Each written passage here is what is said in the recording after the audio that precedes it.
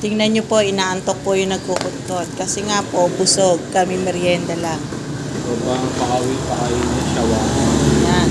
O ba ang pakain na shawarma? Tingnan nyo, pipikit na po siya. Hindi makakatapos ng trabaho.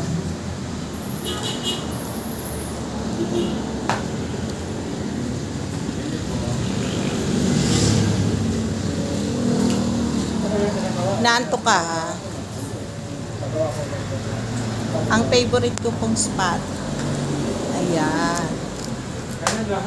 Papatato ko rin po yon.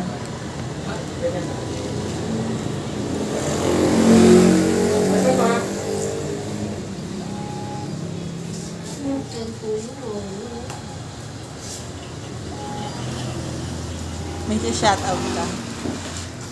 Shoutout sa asawa ko. Na, asawa mo, sino? Madami. Ang sira ulo.